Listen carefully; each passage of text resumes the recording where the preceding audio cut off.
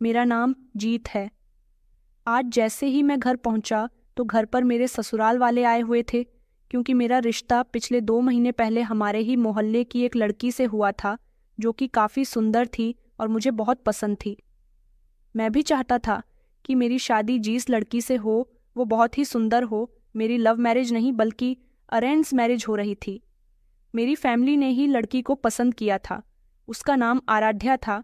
जब मेरे घर वाले आराध्या के घर मेरा रिश्ता लेकर गए तो उसके घर वालों ने फौरन ही रिश्ते के लिए हाँ कर दी थी। मुझ में कोई कमी नहीं थी। मैं अच्छा खासा और पढ़ा लिखा लड़का था और अच्छी जॉब किया करता था। हर काम में परफेक्ट था और अपने घर का सबसे छोटा बेटा था। मेरी एक बहन कुंवारी थी। 3 बहनों की शादी हो चुकी थी और एक बड़े भैया की भी शादी हो गई थी और अब मेरी भी शादी होने वाली थी। मैं घर में दाखिल हुआ तो घर वालों ने बड़ी खुशी खुशी मेरा स्वागत किया और मुझे बताया कि तुम्हारे ससुराल वाले आए हुए हैं। दरअसल 2 दिन पहले मेरा बर्थडे था। मेरे ससुराल वालों को ये बात पता नहीं थी। जब उनको मेरे बर्थडे के बारे में पता चला तो वो लोग काफ़ी नाराज़ हुए थे कि आपने हमें नहीं बताया। हमारे दामाद का बर्थडे निकल गया है, इसलिए वो मेरे लिए गिफ्ट्स लेकर आए थे। मेरी पत्नी की 2 बहनें थीं। वो दोनों ही मेरे लिए केक और काफ़ी सारे गिफ्ट्स लेकर आई थीं, जिससे मैं बहुत खुश हुआ था। उनके साथ मैंने एक अच्छा समय बिताया था। थोड़ी देर वो लोग हमारे घर बैठने के बाद हमारे घर से चली गई थीं। मेरे ससुराल से मेरा लेन देन बहुत अच्छे से हो रहा था। मैं खुश था और कुछ दिनों बाद ही मेरी शादी रखी गई थी। मैं आराध्या को पहले से जानता था। हालांकि मेरी पहले उससे कभी बात नहीं हुई थी। जब मुझे पता चला कि मेरे लिए आराध्या को पसंद किया गया है तो मैंने फौरन ही रिश्ते के लिए हाँ कर दी थी। आराध्या मेरे ही कॉलेज में पढ़ा करती थी। कुछ समय के बाद मेरी शादी आराध्या के साथ हो गई। मैंने उसके साथ अपनी जिंदगी को शुरू कर दिया था। सब कुछ बहुत अच्छे से चल रहा था। मैं आराध्या से शादी करके बहुत खुश था। वो भी मेरा बहुत अच्छे से ख्याल रखती थी और मेरे घर की एक एक मेंबर के साथ अच्छे से पेश आती थी। मैं जिस कंपनी में नौकरी किया करता था वहाँ पर मुझे अलग अलग शहरों में कुछ महीनों के लिए मीटिंग करने के लिए जाना होता था। इसीलिए मैं अपने शहर में तो रहता ही था, बाकी सारे शहरों में भी मुझे रहने के लिए जाना पड़ता था। आखिरकार कंपनी मुझे ही भेजती थी। धीरे धीरे वक्त गुजरता गया और मेरी पत्नी मेरे लिए हर तरह से अच्छी साबित हुई। मेरी बड़ी भाभी के पास 2 बेटियां और एक बेटा था। मेरी शादी को धीरे धीरे लगभग 1 साल होने को आ गया था, मगर अभी तक मेरी पत्नी को कोई खुशखबरी नहीं मिली थी। मैंने देखा था कि मेरे घर वाले मेरी पत्नी को हमेशा यही कहकर उदास कर दिया करते थे कि अभी तक तुमने हमें माँ बनने की खुशी नहीं सुनाई है। बहू, तुम खुशखबरी कब सुना रही हो? जब मैं ऑफिस से घर आता तो आराध्या मुझसे मेरे घर वालों की शिकायत करती थी। कहती थी कि मुझे नहीं पता था कि आपके घर वाले मेरे साथ ऐसा बर्ताव करेंगे। आपके घर वालों को लगता है कि हमारी शादी को कई साल गुजर गए हैं, बल्कि हमारी शादी को अभी सिर्फ 1 ही साल होने को आया है और उन लोगों ने इस 1 साल में मेरा दिमाग खराब करके रख दिया कि गुड न्यूज़ कब दे रही हो। अरे दे दूंगी, ये सब मेरे हाथ में तो नहीं है। ऊपर वाला मुझे जब माँ बनने की खुशी देगा तब मैं माँ बन जाऊंगी। फिर उसने उदास चेहरा बनाकर मेरी तरफ देखा और कहने लगी, वैसे मन तो मेरा भी बहुत करता है कि मेरी गोद जल्दी से भर जाए, लेकिन मैं क्या करूं? मैं सब में कुछ नहीं कर सकती। मैंने कहा, जो जैसा भी कहता है उसे वैसा कहने दो।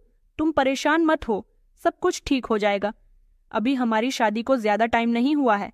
आराध्या कहने लगी कि ये बात मैं ही तो समझती हूँ, मगर आपके घर वालों को कौन समझाए? आपके घर वाले तो घर वाले, आपके रिश्तेदार भी मुझे कोई ताना मारने में कसर नहीं छोड़ते। हर कोई यही कहता है कि अरे आपकी बहू ने अभी तक कोई खुशखबरी नहीं सुनाई। आपकी बहू के बाद ही तो मोहल्ले में ना जाने कितनी शादियां हुई थीं। वो औरतें गिनने लगती हैं कि फला की बहू की शादी हुई थी तो उसने बेटे को जन्म दिया है। उसकी शादी तुम्हारे बेटे की शादी के बाद हुई थी, फिर भी उसके यहाँ बेटी हुई है। जाने कैसी कैसी बातों का मुझे सामना करना पड़ता है। ऊपर से मोहल्ले की औरतें आकर तुम्हारी मम्मी के दिमाग में न जाने कैसी कैसी बातें भरती रहती हैं। और तुम्हारी भाभी, वो तो अपने ऊपर बहुत घमंड करती हैं। मुझे बताती रहती हैं कि मैंने तो शादी के 3 महीने बाद ही खुशखबरी सुना दी थी। तुम कब सुना रही हो? ऐसी बातों से मैं चिढ़ चुकी हूं। मैंने आराध्य से कहा कि अच्छा बाबा, ज्यादा गुस्सा मत करो, अब तुम्हें कोई कुछ नहीं कहेगा। मैं घर में बात करूंगा। फिर उसके अगले ही दिन मुझे कंपनी से पता चला कि मुझे अपनी टीम के साथ मीटिंग करने के लिए भोपाल जाना है, जहां से वापस लौटने में मुझे 1 महीने का समय लग जाएगा।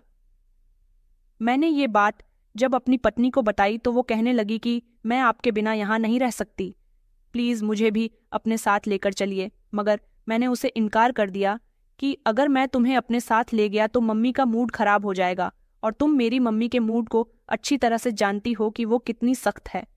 पापा भी चाहते हैं कि दोनों बहुएं घर में ही रहे। आज तक भैया भी कभी भाभी को अपने साथ नहीं लेकर गए। मेरी पत्नी कहने लगी कि पता नहीं तुम्हारे घर का कैसा हिसाब है। अच्छा ठीक है, आप जा सकते हो, लेकिन इस बार जब आप वापस आओगे तो मुझे डॉक्टर को लेकर चलना। मुझे डॉक्टर से चेकअप करवाना है। मैं दिन रात आपकी माँ और भाभी के ताने सुन सुनकर थक चुकी हूँ। मुझे भी बच्चा चाहिए। मैंने वक्त के तौर पर तो अपनी पत्नी को समझा दिया था कि अच्छा बाबा, आऊँगा तो तुम्हें डॉक्टर के पास ज़रूर लेकर जाऊँगा, वरना तुम चाहो तो अपने मायके चली जाना और वहाँ से अपनी किसी बहन या माँ के साथ डॉक्टर के हो आना, और वरना मेरे आने का इंतज़ार कर लेना। मेरी पत्नी कहने लगी कि ठीक है, जैसा मुझे बेहतर लगेगा मैं वैसा ही कर लूँगी। वैसे तो उसने सोचा था कि घर वाले अगर कुछ नहीं कहेंगे तो वो घर पर ही रहती रहेंगी, लेकिन उसने ये भी सोचा था कि मेरे जाने के बाद मेरे घर वाले उसे और भी ज़्यादा सताएंगे, इसलिए वो मेरे भोपाल जाने के बाद हर हफ्ते 2 दिन के लिए अपने मायके चली जाती थी। मेरी उससे फ़ोन पर बात होती तो वो बार बार रो रो कर मुझे बताया करती थी कि आज आपकी माँ ने ये कहा है, आज आपकी भाभी ने ऐसा कहा है, आज आपकी बहन ने ऐसा कहा है। आराध्य के मुंह से रोज रोज की शिकायतें सुनकर मैं बहुत तंग आ चुका था। मेरी कुछ समझ नहीं आ रहा था कि मैं क्या करूं, क्योंकि मैं यहाँ काम करने के लिए आया था और वो मुझे बार बार फ़ोन करके अपनी शिकायतें सुनाती रहती थीं। पूरे 1 महीने बाद जब मैं घर वापस लौटा तो घर के अंदर दाखिल होते ही मैंने देखा कि मेरी मम्मी का बहुत मूड खराब है और वो बाहर आंगन में ही कुर्सी डालकर बैठी हुई थी। मुझे घर में दाखिल होते हुए देखकर हर बार मेरी मम्मी बहुत खुश हो जाया करती थी। इस बार तो उनका मूड बहुत ज़्यादा खराब था। मैंने कहा, क्या हुआ है? मम्मी देखिए, आपका बेटा घर आ गया है। उन्होंने मुंह सिकोड़ते हुए कहा कि मुझसे कोई बात मत करो, जाकर अपनी पत्नी से पूछो। मैं समझ गया था कि ज़रूर मेरी पत्नी और मम्मी के बीच में कोई झगड़ा हुआ है। मैं जैसे ही कमरे में गया तो मेरी पत्नी भी मुंह फुलाकर बैठी हुई थी और उसकी आंखों में आंसू भी थे। मैं उसके करीब बैठ गया और कहने लगा कि क्या हुआ है? उसने कहा, आ गए आप? मैंने कहा, यहाँ तो कोई मुझसे ठीक से बात ही नहीं कर रहा। किसी को मेरे आने की खुशी ही नहीं हुई। मेरी पत्नी ने कहा कि आपके घर में कभी किसी खुशी को मनाया नहीं जा सकता। बस सबके मुंह पर यही रट लगी हुई है कि मैं कब अपनी गोद भर रही हूँ। अब मैं आपको कैसे बताऊं कि आपके पीछे मैं आपकी माँ, भाभी और बहन के मुंह से कैसी कैसी बातें सुनी हैं। और अब तो आपके पिता भी कहने लगे हैं कि बहू छोटे बच्चों के साथ खेलने का बहुत मन कर रहा है। अरे मेरी जेठानी के बच्चे बड़े हो गए हैं, मगर उनके लिए तो वो बच्चे ही रहेंगे, वो उनके साथ क्यों नहीं खेल लेते? आराध्या की बातों पर मुझे हंसी आ गई थी। आराध्या ने कहा कि आपको हंसी आ रही है और मैं इतनी परेशानी में हूँ। मैंने कहा, तो मैं तुम्हारी परेशानी का क्या हल निकाल सकता हूँ? वो कहने लगी कि आज तो संडे है, लेकिन कल आप मुझे डॉक्टर के यहाँ ज़रूर लेकर जाओगे। मैं डॉक्टर से अपना चेकअप करवाना चाहती हूँ, प्रेगनेंसी के लिए इलाज करना चाहती हूँ। मैं जल्द से जल्द माँ बनकर अपने ससुराल वालों का मुंह बंद कर देना चाहती हूँ। मैंने कहा कि अच्छा ठीक है बाबा, कल मैं तुम्हें डॉक्टर के यहाँ लेकर चलूँगा। अगले ही दिन मैं अपनी पत्नी को डॉक्टर के यहाँ लेकर चला गया था। डॉक्टर ने उसका बहुत अच्छे से चेकअप किया था और उसका ट्रीटमेंट भी शुरू कर दिया था। घर में भी मैंने सबको ये बात बता दी थी कि अब जल्द ही आप लोगों को खुशखबरी मिल जाएगी, क्योंकि आराध्या का ट्रीटमेंट शहर के बहुत अच्छे डॉक्टर से चल रहा है। मम्मी तो प्रार्थना करने में जुट गई थी और हर महीने इंतज़ार कर रही थी कि खुशखबरी कब मिले, लेकिन अभी तक मेरी पत्नी माँ नहीं बन पा रही थी। हमने दूसरे डॉक्टर से चेकअप करवाया तो दूसरे डॉक्टर कभी मेरी पत्नी ने लगभग 6 महीने तक ट्रीटमेंट किया और इतने पर भी वो माँ नहीं बन पाई थी। इधर घर में मेरी पत्नी को हर कोई तंग कर रहा था। मैं अपने घर वालों को समझा समझा कर थक चुका था कि जल्द से जल्द उसे माँ बनने की खुशी मिल जाएगी। आप लोग थोड़ा सब्र तो करें, लेकिन मेरे घर वाले बहुत बेसब्र हो चुके थे। अब हमारी शादी को 2.5 साल गुजर गया था और आराध्या को इलाज करते हुए भी 1.5 साल हो गया था। मम्मी तो हर बार अपने मुंह से यही शब्द निकालती थी कि अगर इस लड़की ने तुम्हें 1 साल तक और माँ बनने का सुख नहीं दिया तो मैं तुम्हारी शादी किसी और लड़की से करवा दूंगी, इसे तुमसे अलग कर दूंगी। लेकिन मैं आराध्या से अलग नहीं होना चाहता था। एक दिन मैं अपने दोस्त के पास बैठा हुआ था और बहुत परेशान था। उसने पूछा कि तुम परेशान क्यों हो, तो मैंने उसे अपनी परेशानी की पूरी वजह बता दी। उसने मुझे एक बहुत अच्छे डॉक्टर के बारे में बताया और कहा कि तुम भाभी को लेकर वहां जाओ। अपने दोस्त के कहने के मुताबिक मैं अगले ही दिन आराध्या को उस डॉक्टर के पास भी ले गया था। उस डॉक्टर ने जब आराध्या का चेकअप किया तो बताया कि आपकी पत्नी पूरी तरह से ठीक है, इन्हें कोई प्रॉब्लम नहीं है। शायद ऊपर वाले की तरफ से ही देर है, फिर भी हम इनको दवाइयाँ देते हैं। हमें उम्मीद है कि हमारी दी हुई दवाई से आपकी पत्नी प्रेग्नेंट ज़रूर हो जाएगी। कुछ दिन तक तो मेरी पत्नी ने इस डॉक्टर का भी ट्रीटमेंट रखा था, लेकिन रिजल्ट फिर भी अच्छा निकलकर नहीं आया था। एक दिन डॉक्टर ने कहा कि हम आपका टेस्ट करवाना चाहते हैं। ये बात सुनकर मैं शॉक्ड रह गया। मैंने डॉक्टर से कहा, लेकिन मेरे टेस्ट की क्या ज़रूरत है? डॉक्टर कहने लगी, क्योंकि आपकी पत्नी बिल्कुल ठीक है। ज़रूरी नहीं कि हर बार कमी औरत के अंदर ही होती है। औरत को ही बांझ समझा जाता है, मर्द भी बांझ हो जाते हैं। ये बात सुनकर तू मेरे पैरों तले से ज़मीन निकल गई थी, मगर मुझे अपने ऊपर पूरा यकीन था। मैंने डॉक्टर से कहा था कि ठीक है, मैं रिपोर्ट करवाने के लिए तैयार हूँ। इसीलिए मैंने खामोशी से अपना टेस्ट करवा लिया था और अपने घर में इस बारे में कुछ नहीं बताया था। अपनी पत्नी को भी बोल दिया था कि तुम मेरे बारे में घर में किसी को कुछ मत बताना, बस इतना ही कह देना कि तुम्हारा ट्रीटमेंट चल रहा है। मैंने लैब जाकर अपनी रिपोर्ट करवा ली थी, लेकिन जब 2 दिन के बाद मुझे लैब से फ़ोन आया कि आपके टेस्ट की रिपोर्ट आ गई है, आप आकर अपनी रिपोर्ट ले जाइए। मैं लैब चला गया और वहाँ जाकर रिपोर्ट लेकर डॉक्टर के पास पहुँच गया। उस दिन मैं अपनी पत्नी को अपने साथ लेकर नहीं गया था, बल्कि मेरी पत्नी तो बड़ी बेसब्री से मेरे टेस्ट रिपोर्ट आने का इंतज़ार कर रही थी। और फिर टेस्ट रिपोर्ट देखने के बाद जो कुछ मुझे डॉक्टर ने बताया, उसे सुनकर मुझे अपने कानों पर विश्वास नहीं हो रहा था। डॉक्टर ने कहा कि कमी आपकी पत्नी के अंदर नहीं बल्कि आपके अंदर है। दरअसल आप कभी पिता नहीं बन सकते। ये खबर सुनकर तो जैसे मुझे ऐसा लग रहा था जैसे कोई मेरे कानों में शीशा पिघलाकर डाल रहा है। मैंने डॉक्टर से कांपते हुए होंठों से कहा, ये आप क्या कह रही हो? ऐसा नहीं हो सकता। उन्होंने कहा कि आपकी रिपोर्ट यही कह रही है। हमने आपको पहले भी बताया था कि हम आपकी पत्नी के हर तरह से चेकअप कर चुके हैं, यहाँ तक कि उनकी सारी रिपोर्ट्स भी क्लियर आई हैं। कमी तो आपकी ही रिपोर्ट में आई है। मेरी आंखों में ये सब सुनकर आंसू आ चुके थे।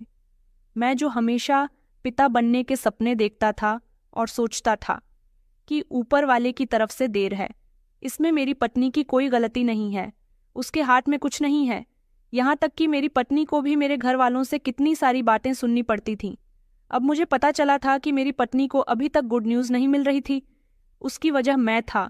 मैंने डॉक्टर से कहा कि डॉक्टर साहब, मेरी इस परेशानी का कोई तो हल होगा।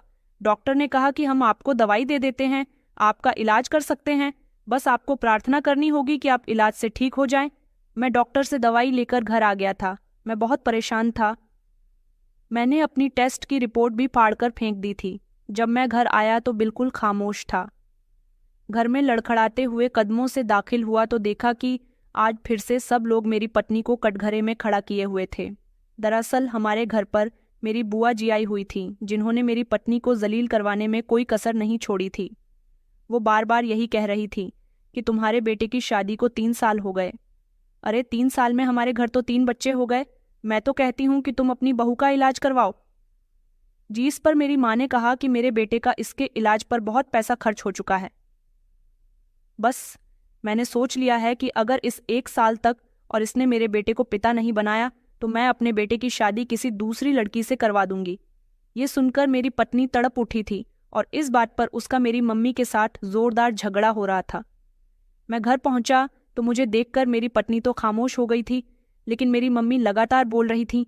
मैंने इस शोर शराबे को खत्म करने के लिए जोर से चिल्लाना शुरू कर दिया और कहा कि अब आइंदा इस घर में बच्चे के बारे में कोई भी बात नहीं होगी। मेरे इस तरह से चिल्लाने पर वो हंगामा तो खत्म हो गया था, लेकिन हर दूसरे तीसरे दिन मेरी पत्नी को मेरे घर वाले बहुत परेशान कर रहे थे और वो भी बार बार मुझसे पूछती थी कि आपकी टेस्ट रिपोर्ट आई या नहीं। मैंने अपनी पत्नी से कह दिया था कि मेरी टेस्ट रिपोर्ट बिल्कुल ठीक है।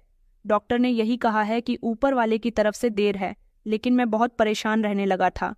अब मेरा किसी से बात करने का कोई मन नहीं करता था। मेरी पत्नी बार बार मुझसे यही पूछती रहती थी कि आपकी तबीयत तो ठीक है ना, अगर कोई परेशानी है तो आप मेरे साथ शेयर कीजिए। मैं उसे क्या बताता कि मेरी वजह से उसे मेरे इस घर में कितनी परेशानी झेलनी पड़ रही थी। मेरे घर में हर कोई मेरी पत्नी के खिलाफ रहता था। ये सब मुझे बिल्कुल भी अच्छा नहीं लगता था कि किसी औरत को बेवजह ही इतना तंग किया जाए। ये सब कुछ किसी और के घर में नहीं, बल्कि मेरे घर में हो रहा था और मेरी ही पत्नी को परेशान किया जा रहा था।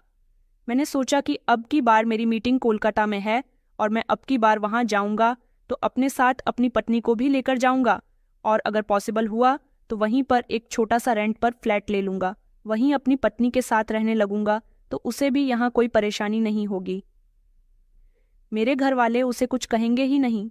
दिक्कत ये थी कि मेरे भैया भी अपने काम के सिलसिले में दूसरे शहर हर बार आते जाते रहते थे। कभी वो भी भाभी को लेकर नहीं गए थे। अगर मैं आराध्या को अपने साथ लेकर जाता तो इस पर भी मेरे घरवालों को ऑब्जेक्शन होना था।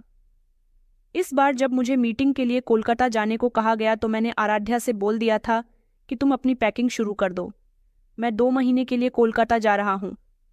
इस बारे में जब मेरे घरवालों को पता चला तो उन्होंने मेरी उम्मीद के मुताबिक हंगामा करना शुरू कर दिया, क्योंकि मेरे मम्मी पापा नहीं चाहते थे कि मेरी पत्नी मेरे साथ जाए।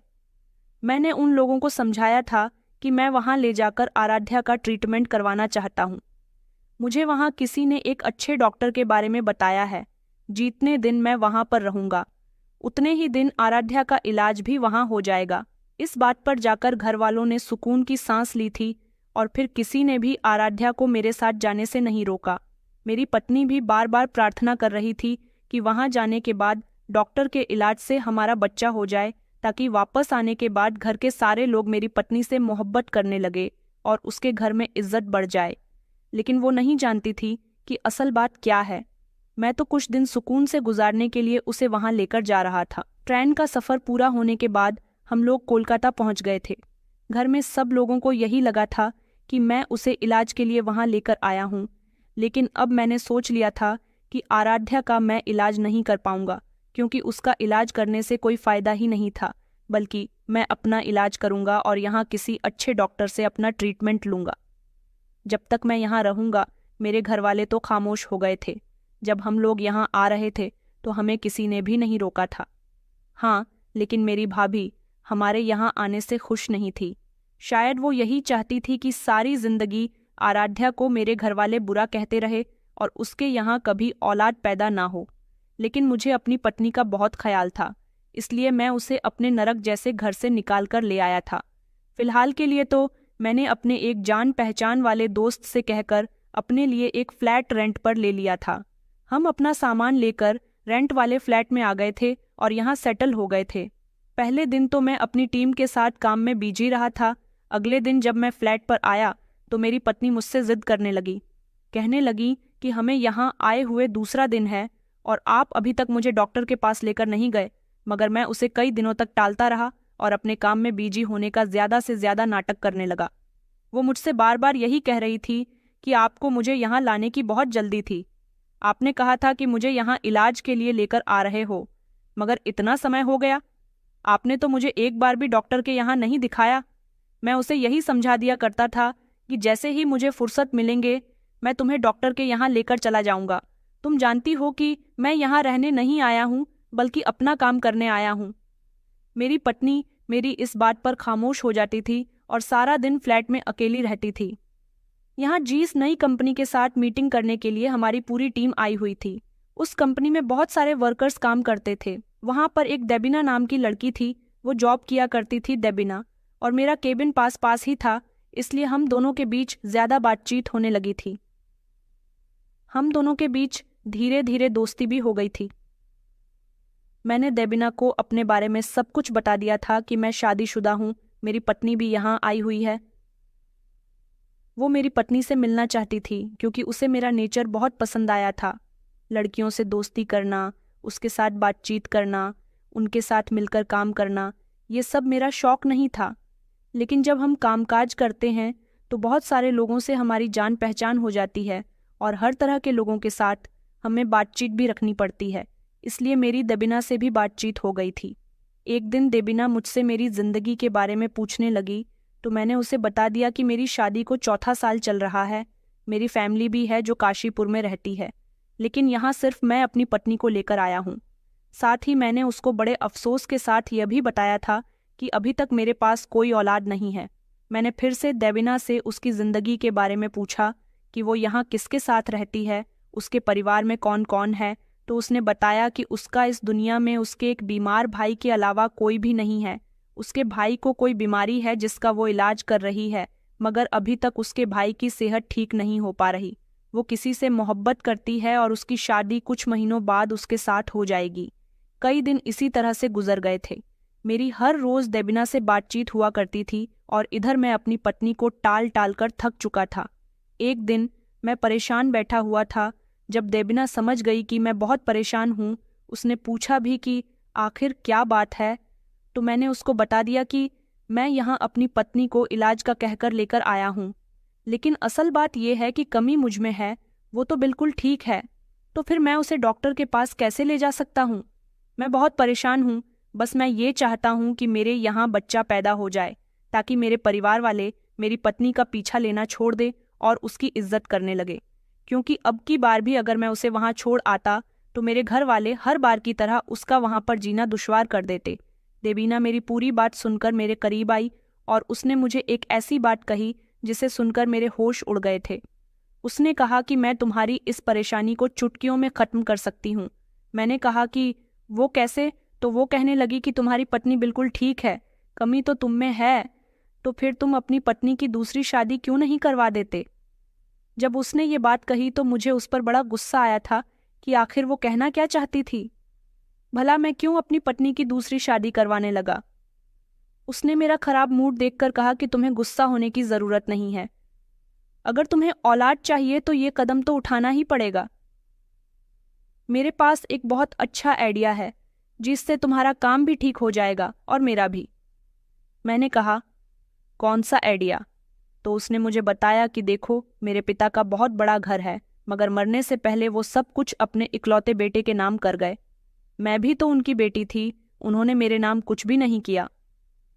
अब मेरे माता पिता तो चले गए और अपने बेटे को मेरे हवाले कर गए। मैं उसका इलाज करवा रही हूँ, उसके लिए नौकरी करती हूँ और पैसे कमाती हूँ। उनको लगता था कि मैं शादी करके अपने घर की हो जाऊंगी, इसलिए मेरा इस घर से कोई मतलब नहीं है। इसलिए उन्होंने हमारा बहुत बड़ा घर मेरे भाई के नाम कर दिया, मगर मेरा भाई मेरे माता पिता के मरने के बाद से ही बीमार रहता है। डॉक्टर कहते हैं कि वह ज़्यादा समय तक जिंदा नहीं रहेगा। मैं चाहती हूँ कि तुम अपनी पत्नी की शादी मेरे भाई के साथ करवा दो। इस तरह मेरे भाई से तुम्हारी पत्नी प्रेग्नेंट हो जाएगी और फिर तुम्हें बच्चा मिल जाएगा। और रही मेरे भाई की बात, तो तुम उसको धीरे धीरे स्लो पॉइजन देते रहना, जिससे वो और ज़्यादा बीमार हो जाएगा और फिर एक दिन इस दुनिया को छोड़कर चला जाएगा। इससे सांप भी मर जाएगा और लाठी भी नहीं टूटेगी। लोगों को लगेगा कि मेरे भाई की मौत उसकी बीमारी की वजह से हुई है और तुम्हें तुम्हारी पत्नी बच्चा पैदा करके देगी।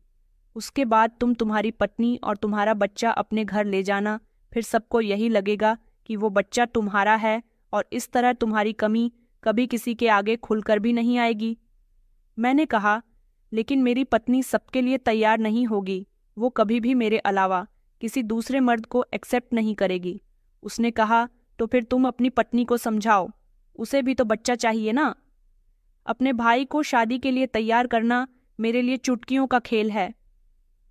बस तुम्हें अपनी पत्नी को तैयार करना होगा, उसे बच्चा मिल जाएगा तो वो भी सब कुछ भूल जाए और फिर ससुराल जाकर इज्जत तो उसकी भी होगी ना। मैंने अपने दिमाग पर जोर दिया और मैं सारी बात सोचने लगा तो मुझे हर तरफ से देबिना की कही हुई बात बिल्कुल सही लग रही थी। बच्चे का पिता मैं इसी तरह से बन सकता था। मेरे पास और कोई दूसरा रास्ता भी तो नहीं था। देबिना मुझसे कहने लगी कि तुम आराम से सोचकर मुझे जवाब दे सकते हो। आइडिया बहुत अच्छा है, इस तरह हम दोनों का काम क्लियर हो जाएगा। मेरे भाई के मरने के बाद उसके नाम पर हुए घर को तो फिर अपने नाम पर कराना मेरे लिए बहुत आसान हो जाएगा और तुम्हारी भी ख्वाहिश पूरी हो जाएगी। देबिना ही मुझे ये आइडिया दिया था। उसने जो कहा मैंने उसकी बात मान ली। डेबिना भी मुझे अपने भाई से मिलवाने के लिए ले गई थी। मैं उसे देखकर खुश हुआ था और उसकी बीमारी के बारे में जानकर मैं समझ गया था कि वो ज़्यादा समय तक जिंदा नहीं रहेगा, क्योंकि उसकी दिमाग की कंडीशन ठीक नहीं थी। वो पागलों की तरह रिएक्ट करता था। मैंने डेबिना से कहा कि मैं तुम्हारी बात मानने के लिए तैयार हूँ। मैंने सोचा कि डेबिना के भाई के जरिए हमारा बच्चा इस दुनिया में आ जाएगा और मेरी कमी का राज भी हमेशा छुपा का छुपा रह जाएगा।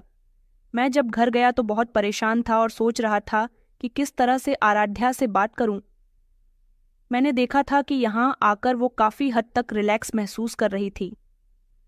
भले ही हमारे पास औलाद नहीं थी, लेकिन उसे यहाँ तंग करने वाला कोई नहीं था।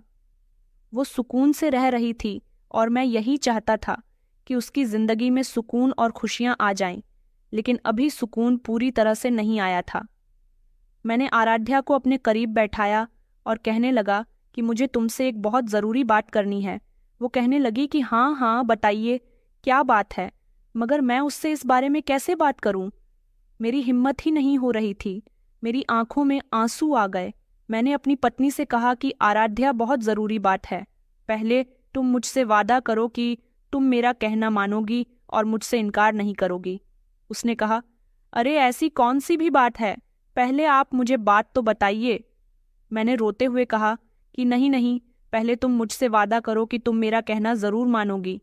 मेरी आंखों में आंसू देखकर वो घबरा गई और कहने लगी कि इसमें रोने वाली क्या बात है, आप रो क्यों रहे हो? मैं आपको रोता हुआ नहीं देख सकती। मैं जानता था कि जितनी मोहब्बत मैं उससे करता हूँ, वो भी मुझसे उतनी ही मोहब्बत करती है। उसने मुझसे वादा किया कि मैं आपका कहना ज़रूर मानूंगी। फिर मेरे मुंह से जो शब्द निकले, उन्होंने उसे झंझोड़ कर रख दिया। मैंने कहा कि आराध्या, ऑफिस में मेरे साथ काम करने वाली एक लड़की है, उसका एक भाई है जिसने अभी तक शादी नहीं की, तुम उसके भाई से शादी कर लो। उसने चौंक कर कहा, ये आप क्या कह रहे हो? मैंने कहा कि देखो, अगर तुम उस लड़के से शादी कर लोगी तो तुम्हें औलाद मिल जाएगी, और सच्चाई ये है कि हम दोनों के भाग्य में औलाद नहीं है, और तुम जानती हो कि औलाद तो पति के नसीब से होती है। हो सकता है कि तुम्हारी शादी किसी दूसरे मर्द से हो जाए तो तुम माँ बन जाओ, और जब तुम्हारा बच्चा हो जाएगा तो तुम उसे छोड़ देना। हम ये बात किसी को नहीं बताएंगे कि हमने यहाँ आने के बाद ऐसा कुछ किया। उसे लेकर हम लोग अपने घर चलेंगे और वहाँ तुम्हारी जिंदगी सुकून से गुजरेगी। मेरी पूरी बात सुनकर आराध्या रोने लगी और कहने लगी कि मैं ऐसा नहीं कर सकती। मैं आपसे मोहब्बत करती हूँ, मैं भले किसी दूसरे मर्द से शादी कैसे कर सकती हूँ। मैंने कहा कि मैं जानता हूँ, लेकिन मुझे यही सही लग रहा है। मैंने बहुत सी ऐसी औरतों को देखा है जिन्हें औलाद से मोहब्बत होती है, जो अपनी औलाद के कातिल काफ़ी कुछ कर गुजरती है। तुम्हें भी ये त्याग देना होगा। अगर बच्चा चाहिए तो ऐसा करना होगा, मेरी बात माननी होगी, वरना तुम घर जाओगी तो घर वाले तुम्हारा जीना दुश्वार कर देंगे। और तुम्हें नहीं पता कि माँ मुझे कई बार फ़ोन करके कह चुकी है कि अब की बार जब तुम घर आओगे तो मैं तुम्हारी शादी किसी दूसरी लड़की से करवा दूंगी। मैं भी तुम्हें छोड़ना नहीं चाहता और तुम भी मुझे छोड़ना नहीं चाहती, इसलिए बेहतर यही है कि तुम मेरा कहना मान लो। मेरी बात सुनकर काफ़ी देर तक वो सोच विचार में पड़ी रही। फिर उसके बाद उसने कहा कि ठीक है, मैं ऐसा करने के लिए तैयार हूँ। मुझे उसकी बात सुनकर बहुत खुशी हुई थी। आराध्या बहुत अच्छी लड़की थी, उसने हमेशा मेरा साथ दिया था। मेरी वजह से ही तो वो मेरे घर वालों से ज़्यादा कुछ नहीं कहती थी। इतना सब कुछ हो जाने के बाद, मेरे घर वालों की इतनी सारी बातें और ताने सुनने के बाद भी कभी उसने ये नहीं कहा था कि मैं तुम्हारा घर छोड़कर जा रही हूँ या तुम्हें छोड़कर जा रही हूँ।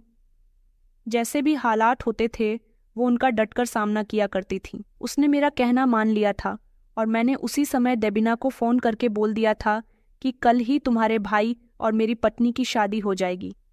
डेबिना भी खुश हो गई थी। उसने अपने पागल भाई को शादी के लिए तैयार कर लिया था। मैं उसके भाई से मिलने गया था।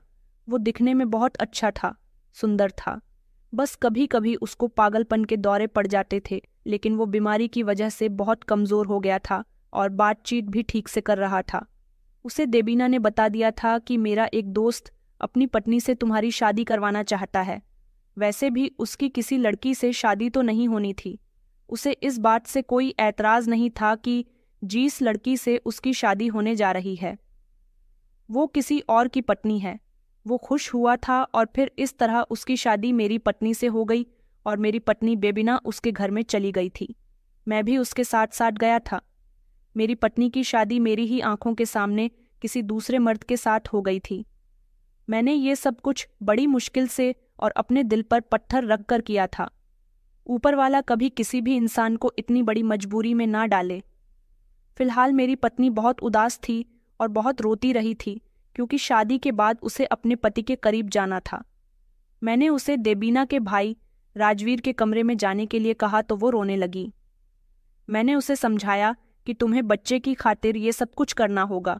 जाने से पहले एक बार वो मेरे गले से लगकर बहुत रोई थी। मैं भी रो रहा था और मेरा दिल भी दुख रहा था। मैंने उसे तसल्ली दी थी और समझाया तो वो कमरे के अंदर चली गई। उसका मन नहीं कर रहा था किसी दूसरे मर्द के पास जाने का, मगर अब वह दूसरा मर्द भी उसका पति बन चुका था क्योंकि उसके साथ शादी हो गई थी। डेबिन भी खुश थी और उसने सोचा था कि इस तरह उसके भाई का घर भी बस गया। इसी तरह कुछ दिन गुजर गए। डेबिना ने मुझे और मेरी पत्नी को अपने ही घर में रख लिया था क्योंकि अब मेरी पत्नी उसके भाई राजवीर की पत्नी बन चुकी थी। इसलिए मेरी पत्नी मेरा ख्याल रखने के साथ साथ उसका भी ख्याल रखा करती थी।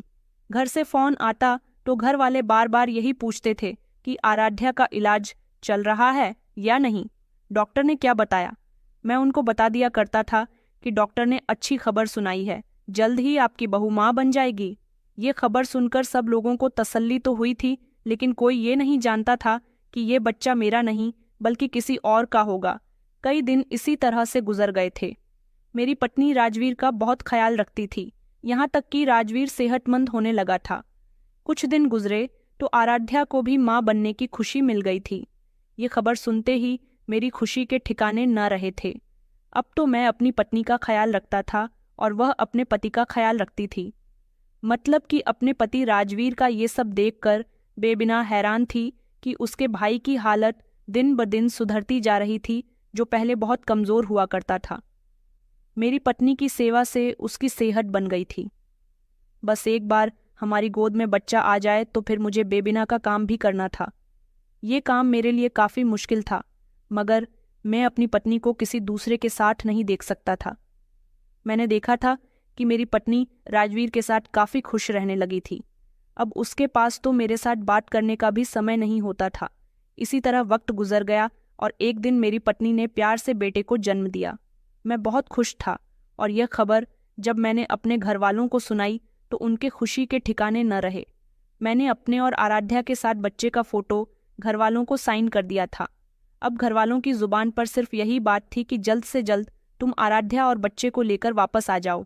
मैं यहाँ आया तो घर वालों से 2 महीने का कहकर था, लेकिन जब मैंने उनको बीच में ये खबर दे दी थी कि आराध्या माँ बनने वाली है तो उन्होंने मुझसे खुद ही कह दिया था कि तुम लोग वहीं रहो। वहाँ के डॉक्टर ज़्यादा अच्छे हैं, इसलिए आराध्या को उनके ही ट्रीटमेंट में रखो।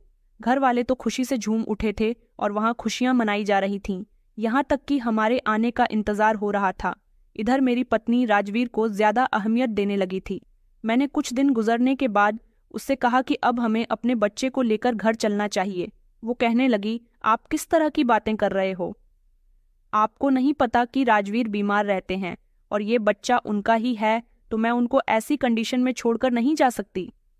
मैंने कहा, अब वो काफ़ी हद तक ठीक हो चुका है। उसका ख्याल रखने के लिए यहाँ पर उसकी बहन है, मगर मेरी पत्नी तो यहाँ से जाने का नाम ही नहीं ले रही थी। अब मुझे वही करना था जैसा करने के लिए मुझे देबीना ने कहा था, क्योंकि वो भी अपने भाई का घर अपने नाम में कराने के लिए बेचैन हो रही थी। कुछ समय के बाद उसने भी अपने बॉयफ्रेंड के साथ शादी कर ली थी और वो उसके घर में रह रही थी, मगर यहाँ आती जाती रहती थी। राजवीर इसलिए बहुत होश हो रहा था कि उसे पत्नी के साथ साथ बच्चा भी मिल गया था, मगर ये बच्चा मेरा था और ये बात पहले ही तय हो गई थी कि इस बच्चे का पिता मैं कहलाऊंगा, मगर उसने तो मेरी पत्नी के साथ साथ मेरे बच्चे को भी ले लिया था। एक दिन मैंने आराध्या से कहा कि राजवीर का चेकअप होना है। डेबिना ने उसके चेकअप के लिए कुछ डॉक्टर्स को बुलाया है।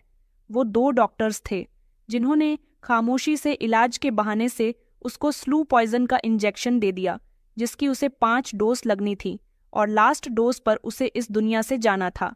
मगर मेरी पत्नी को उसकी बहुत ही फिक्र रहने लगी थी। वो ज़्यादातर समय उसके साथ ही गुजारती थी और मेरा बच्चा भी उसके पास ही ले जाती थी। इस तरह हर महीने में उसे स्लो पॉइजन की डोज दे दिया करता था और अब वो ज़्यादातर बीमार रहने लगा था। मेरी पत्नी उसके लिए बहुत परेशान रहती थी और हमेशा मुझसे यही कहती रहती थी कि राजवीर को क्या हो गया। शादी के बाद तो वो काफ़ी सेहतमंद हो गए थे, लेकिन अब फिर से बीमार रहने लगे। मुझे अच्छा नहीं लगता था कि मेरी पत्नी उसके लिए परेशानी जताती है। मैंने उसे कहा भी था कि तुम राजवीर की फिक्र करना छोड़ दो, उसे सिर्फ हमें बच्चा चाहिए था और हमारा काम हो गया। उसी समय आराध्या चिल्लाकर कहने लगी कि ऐसा नहीं हो सकता, आपने उस बेचारे का फ़ायदा उठाया। वो मेरा पति है, मुझे उसकी फिक्र करना ज़रूरी है। मैं जिस तरह आपका ख्याल रखती हूँ उसी तरह मुझे उसका भी ख्याल रखना होगा। मैं समझ गया था कि मेरी पत्नी उसके लिए ज़्यादा ही फिक्रमंद हो रही थी। कहीं उसकी खातिर वो मुझे ना छोड़ दे। इसलिए मुझे अब जल्द से जल्द डॉक्टर के थ्रू राजवीर को स्लो पॉइजन की लास्ट डोज भी देनी थी। लेकिन राजवीर बीमारी की हालत में बहुत ज़्यादा अजीब अजीब हरकतें करने लगा था। वो चिल्लाता करता था, मुझे देखकर चीखने लग जाता था। जब आराध्या उसे संभालना तो उससे कहता था कि तुम्हारा पति मुझे मार देगा और वो डॉक्टर भी मुझे मार डालेंगे। आराध्या को लगता था कि वो पागलपन की वजह से ऐसी बातें कर रहा है, मगर वो सच कहता था क्योंकि वो समझ गया था कि इलाज के नाम पर उसकी जान के साथ खिलवाड़ हो रहा है। वो उसकी ऐसी हालत पर बहुत परेशान थी और चाहती थी कि उसके बच्चे का पिता ठीक हो जाए। अब की बार जब वो दोनों डॉक्टर घर आए तो मैं भी उनके साथ कमरे में मौजूद था। उन्होंने राजवीर को आखिरी डोज देते हुए कहा कि बस इसका आखिरी दिन है, अभी आपके रास्ते से हट जाएगा।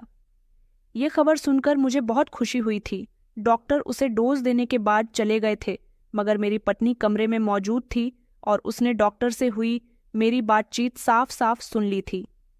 डॉक्टर के जाने के बाद वो मेरे पास आई और उसने मेरे गिरेबान पकड़कर कहा कि तुमने ये क्या कर दिया, तुम इसके साथ ऐसा कैसे कर सकते हो? तुमने इस बेचारे को मरवा दिया। जैसे तुम मेरे पति हो, ऐसे ही वो भी मेरा पति है। और फिर तुमने तो मुझे औलाद भी नहीं दी, इसके जरिए मुझे औलाद हो गई। आपने ऐसा क्यों किया? वो चिल्ला चिल्ला कर रो रही थी। वो बार बार राजवीर को झंझोड़ रही थी, मगर राजवीर इस दुनिया में नहीं रहा था, उसकी मौत हो चुकी थी। वैसे ही उसकी कंडीशन काफ़ी खराब थी। मैं सब कुछ सर झुकाकर खामोशी से देखता रहा क्योंकि मैं कुछ नहीं कर सकता था। आराध्या राजवीर की मौत पर बहुत रो रही थी। उसने कहा कि आपने ऐसा क्यों किया? मुझे तो आप पर पहले से ही शक हो गया था कि कोई ना कोई गड़बड़ तो ज़रूर है, क्योंकि अकेले में बार बार राजवीर मुझसे कहा करते थे कि तुम्हारा पति और ये डॉक्टर मुझे मार देंगे। यहाँ तक कि मेरी बहन भी इनके साथ मिली हुई है। इसका मतलब कि उसे आपके बारे में कुछ ना कुछ पता था। मैंने सोचा कि वो हर बार मुझसे डॉक्टर के बारे में कहता है कि आप सब लोग मिलकर उसे मार दोगे, तो फिर मैं देखना चाहती थी कि आखिर कमरे में क्या होता है और वो क्यों कहता है कि डॉक्टर उसे मार देंगे। मुझे लगा कि शायद उसे पागलपन के दौरे पड़ते हैं, इसलिए वो इस तरह की बातें करता है, और सच्चाई जानने के लिए मैं आज खामोशी से कमरे में छुप गई थी। मैंने आज आपकी डॉक्टर के साथ बातचीत सुन ली तो मेरे दिल के टुकड़े टुकड़े हो गए। आपने मेरे साथ ऐसा क्यों किया? क्यों आपने मेरी राजवीर के साथ शादी करवाई थी? ये तो मैं जानती हूँ कि आपको बच्चा चाहिए था, मगर आपने उसकी जान क्यों ली? मुझे आराध्या की बात पर गुस्सा आ गया। मैंने उसे अपना गिरेबान छुड़वाया और कहा कि मैंने ये सब इसलिए किया क्योंकि मुझे बच्चा चाहिए था, और राजवीर को मारने का प्लान मैंने नहीं बल्कि उसकी बहन ने बनाया था। उसकी बहन ही इसको मारना चाहती थी। दरअसल राजवीर के माता पिता मरने से पहले अपना बड़ा सा घर राजवीर के नाम कर गए थे। उन्होंने अपनी बेटी के नाम कुछ भी नहीं किया था, और माता पिता के मरने के बाद राजवीर ज्यादातर बीमार रहता था। उसका ख्याल दे बिना ही रखती थी। इसलिए उसने सोचा कि बीमारी की कंडीशन में अगर मेरा भाई मर जाएगा तो फिर उसका बड़ा सा घर जो उसके भाई के नाम पर है वो देबिना के नाम पर हो जाएगा। और मैंने भी तुम्हें देखा था, तुम राजवीर से शादी के बाद बहुत बदल गई थी। बच्चा हो जाने के बाद ये बच्चा मेरा नहीं रहा था। तुम हमेशा बच्चे को उसके पास ही लेकर जाया करती थी। वैसे भी मेरा काम सिर्फ इतना था कि मुझे बच्चा चाहिए था और मेरा मकसद पूरा हो गया था। इसलिए शर्त के मुताबिक मुझे बेबीना का काम करना ही था, और मैं ये बात बहुत अच्छे से जानता था कि मैं कभी पिता नहीं बन सकता, मगर तुम माँ बन सकती हो। इसलिए मैंने तुम्हारी शादी राजवीर के साथ करवाई। ये कहकर मैं खामोश हो गया था।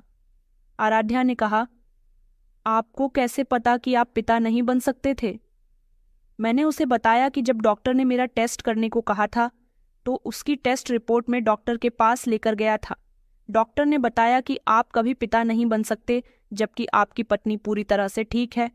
कमी मुझ में थी और मेरे घर वाले हमेशा तुम्हें जलील करते रहे। मैं तुम्हें रोता हुआ नहीं देख सकता था।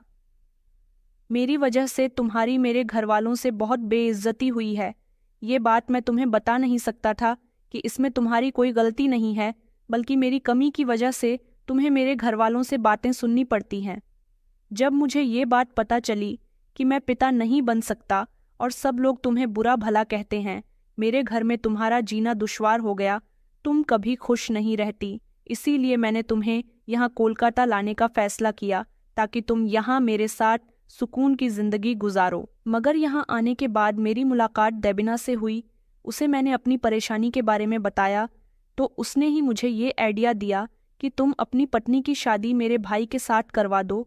मेरे भाई से तुम्हारी पत्नी को बच्चा हो जाएगा और इस तरह तुम पिता बन जाओगे और फिर बच्चा होने के बाद तुम मेरे भाई को मार देना और फिर मेरा काम भी हो जाएगा। मुझे उसका दिया हुआ ये आइडिया बिल्कुल ठीक लगा था। मैं तुम्हें यहाँ झूठ बोलकर लेकर आया था कि मैं तुम्हारा इलाज करवाने के लिए वहाँ लेकर जा रहा हूँ, क्योंकि इलाज के बहाने से तो घर वाले तुम्हें यहाँ मेरे साथ आने देते। माँ भी बार बार मुझे फ़ोन करके कहा करती थी कि मैं तुम्हारी शादी किसी दूसरी लड़की से करवा दूंगी, लेकिन यहाँ मैंने तुम्हारी शादी बच्चे की खातिर दूसरे मर्द से करवा दी थी। तुम नहीं जानती कि मैंने तुम्हारे साथ ये सब कुछ बड़ी मुश्किल से और दिल पर पत्थर रख कर किया है, सिर्फ इस बच्चे की खातिर। लेकिन अब तुम प्लीज़ किसी को कुछ मत बताना देबिना, ये सब कुछ खुद संभाल लेगी और हम अपने बच्चे को लेकर घर चलेंगे। मेरी पूरी बात सुनकर आराध्या खामोश हो गई थी। उसने पीछे पलटकर एक नज़र राजवीर को देखा। उसे राजवीर से बहुत हमदर्दी हो रही थी, क्योंकि जिसका बच्चा वो अपनी गोद में लेकर खड़ी हुई थी वो मर्द उसकी जिंदगी से जा चुका था। राजवीर के मरने की खबर देबीना को दे दी गई थी। उसने अपने भाई का अंतिम संस्कार कर दिया। मैं अपनी पत्नी और बच्चे को लेकर घर आ गया था। घर वाले भी बहुत खुश हुए थे। मैंने देखा कि मेरी पत्नी को अब बहुत ज्यादा अहमियत मिलने लगी थी। राजवीर की मौत से मेरी पत्नी नाराज तो थी, लेकिन जब घर जाकर उसे बहुत इज्जत मिली, प्यार मिला, तो वो सब कुछ भूल गई थी। यहाँ तक कि घरवालों का बिहेवियर मेरी पत्नी के साथ बेटियों जैसा हो गया था। आराध्या भी ये सब देखकर बहुत खुश थी। मेरी पत्नी ने मुझे माफ़ कर दिया था। हालांकि मेरी बहुत बड़ी गलती थी, लेकिन उसके पीछे छुपी कड़वी हकीकत भी तो दुख देने वाली थी। मेरे घरवालों ने उसे बहुत सताया था और मैं उसे परेशान नहीं देख सकता था, इसलिए मैंने ये कदम उठाया। उसे माँ न बनने की वजह से सब लोगों ने बहुत परेशान किया था, जबकि असल बात ये थी कि उनका बेटा ही पिता बनने के काबिल नहीं था। मेरी पत्नी का दिल बहुत बड़ा था जो उसने मुझे माफ़ कर दिया, क्योंकि जैसी हरकत मैंने की थी इस हिसाब से कोई दूसरी औरत होती तो मुझे कभी माफ़ न करती, या मैं ही होता और मेरी पत्नी खुद अपनी मर्जी से दूसरी शादी कर लेती तो कभी उसे माफ़ नहीं करता। मगर ये सब कुछ मैंने जानबूझकर किया था। मैंने ये सब कुछ इसलिए किया था कि मेरी सच्चाई खुलकर सबके सामने ना आ जाए और मेरे घरवाले मेरी दूसरी शादी ना करवा दे, मुझे मेरी पत्नी से अलग न कर दे। देखा जाए तो इसमें मेरी भी कोई गलती नहीं थी। हम सब बहुत खुश हैं। बच्चे की वजह से घर में बहुत रौनक लग गई है, लेकिन मैं कभी कभी सोचता हूँ कि इस दुनिया में और भी बहुत सारी ऐसी औरतें हैं जो माँ ना बन सकने की वजह से लोगों के कैसे कैसे ताने बर्दाश्त करती हैं और मर्द से कोई कुछ नहीं कहता। मर्द अपनी कमी को खामोशी से छुपा सकता है, लेकिन औरत अगर माँ न बने तो लोग उसे बांझ कहना शुरू कर देते हैं, उसे परेशान करना शुरू कर देते हैं। काश सब लोग अपनी बहू के साथ मोहब्बत वाला सलूक करें, उसे ताने न दे, उसे परेशान न करें। फिर शायद कोई औरत गलत कदम ना उठाए और मुझ जैसा मर्द भी कोई गलत कदम ना उठाए। मजबूरी इंसान से बहुत कुछ गलत करवा देती है, लेकिन लोग ये नहीं समझते कि उनकी बातों की वजह से दूसरों पर कैसा असर पड़ता है और वो उनकी बातों से मजबूर होकर क्या कुछ नहीं कर गुजरते। तो दोस्तों, उम्मीद करती हूँ आपको हमारी कहानी पसंद आई होगी। कहानी पसंद आई है तो वीडियो को लाइक और चैनल को सब्सक्राइब करें। धन्यवाद।